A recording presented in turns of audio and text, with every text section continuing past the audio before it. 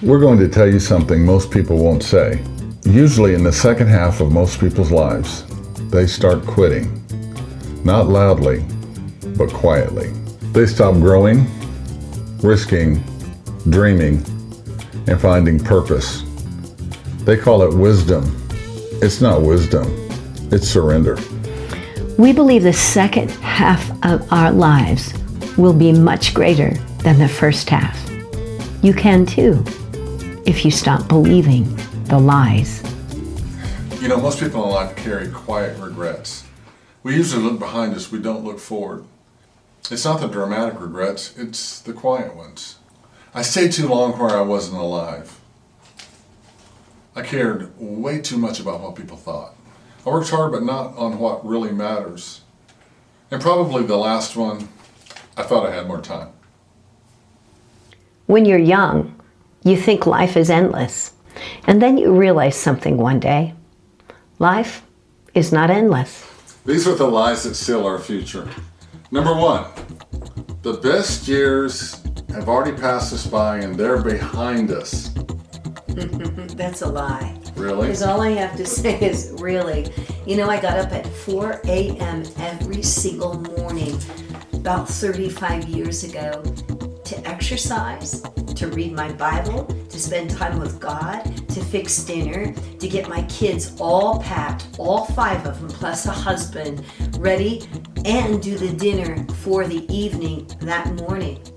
And I love my kids. I wouldn't go back and change it.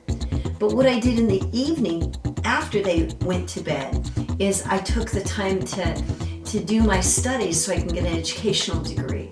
When I got my educational degree, we discovered we needed health insurance, so I had to go to school full time just to afford health insurance. I went to everything for my kids. I was their coaches at all their sports. I was at every recital, at every simple school thing because I wanted to. But the problem was my relationship with my husband struggled because of that, and I lost my purpose. My purpose was dismal. My purpose was cloudy. And so lie number 2, it's too late to change.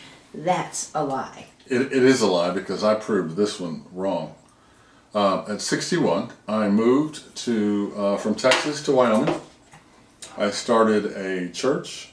I started, we did 12 revivals. I wrote 4 books. With the help of my associate pastor, we did a study guide. Working on my 5th book, I got married, and I also, unfortunately, buried his son. Oh, and to top it off, I hit an elk and destroyed a car. So my 60s have been a very, very productive time for me. And as far as exercise goes, I started exercising again at 61. I didn't think I could exercise until I saw a 75-year-old woman run past me. I'm thinking, okay, I'm believing a lie. And so I started running, started working out. We've been married 3 years. Today. But I wanted an athletic woman, and I have married a Pilates guru. We have a Pilates studio in our house. So do not tell me that lie is true, because it is not true. That is a lie. Let me share 2 other stories of people who didn't believe the lie either. One was 78 when she started, the other one was 65. Let me start with the first one that you're probably familiar with, and I'm going to read this. But most people think that success belongs to the young. But Colonel Sanders didn't start Kentucky Fried Chicken until he was 65. He'd already failed at several jobs, farmhand, gas station owner, and cook. When a new highway bypassed his restaurant, his business collapsed. With only a small Social Security check, and I know for a fact that was $75, he began traveling the country with his chicken recipe in the trunk of his car. He was rejected over 1,000 times before someone finally said yes. That recipe became Kentucky Fried Chicken, one of the most recognized brands in the world.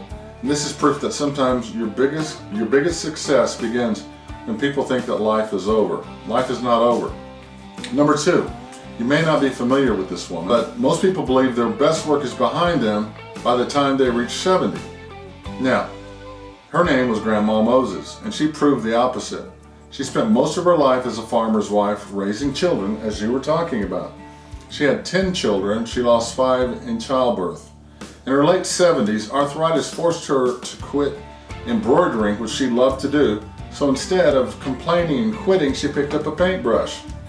At 78, an art collector discovered her paintings in a small town drugstore window.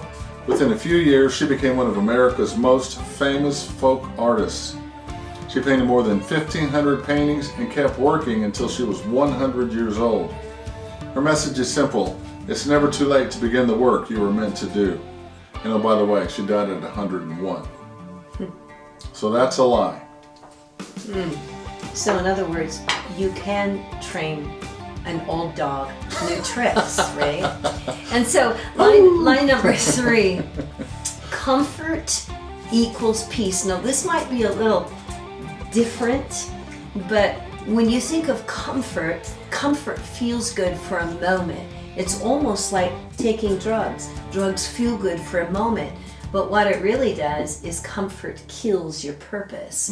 If you just look at, number 1, our lazy culture, and you know, it saddens me to think that you don't have to take care of yourself. You don't have to worry about your health. You don't have to worry about your fitness. You don't have to worry about those things because the lie says we can fix that when you get a chronic disease. Yeah. You can fix that when you get injured. Right. You can fix that if you get too heavy. That's a lie. And the next thing is people have stopped thinking. Why do we need to think when we have a reel that we can go through and spend so much of our daily time looking at a reel, or the internet? Some kind of cultural guru tells us how to think. So in other words, we've stopped any kind of critical thinking. So if you don't want to work out and you're heavy, I almost said fat, I don't want to hurt anybody's feelings, you take Ozempic. Our whole point is the things that are worth having, the things that are worth doing are there. You know, we did the podcast on my uncle who started flipping houses at 85 and is now 95. We did the podcast on Dick Williams, who is 97, already preparing his birthday for 100, trying to get you and I into a business deal with him, trying to get us on his board. So these are people who I don't even say the word reinvent, because think about it, Sharon. When you're 60, you should be able to overcome fear. You should be able to not knee-jerk when things happen. You should be able to critically think how you get through life. You should be able to decide for yourself what you want to do. This is the best time to start a new career. Oh, absolutely. You know. We didn't bring up an important point about comfort equals peace. We have a tendency, because of the internet technology, that we give up on relationships. And I'm talking about relationships in our marriage, relationships with our children. You know, we're no longer cherishing it or courting or romancing our significant other. And if I learned anything from my first marriage, it's I'm going to give him everything to become one. Yeah. And the biggest problem that I see, and I don't mean to point, but the biggest problem is our relationship with God. Most Christians I know are okay to go to church for an hour a week. And what I'm seeing, and this is terrible that I say this, it really is, but we put God in a box, and we don't necessarily have a daily relationship with God. And when something goes wrong, we take God out of that box for God to fix that. You know, we learned something simple in the second half of our life. We learned that it's not about achievement. It's not about seeking approval. It's about alignment. Learning that you finally line up with who you are. And the cool thing about the second half of your life is you have a few things that you never had before. You have experience, you have perspective, you have wisdom, and you have freedom to not worry about other people's opinions. We love deeper, we take better care of ourselves, we pursue what matters, we live by faith, and we let go of fear.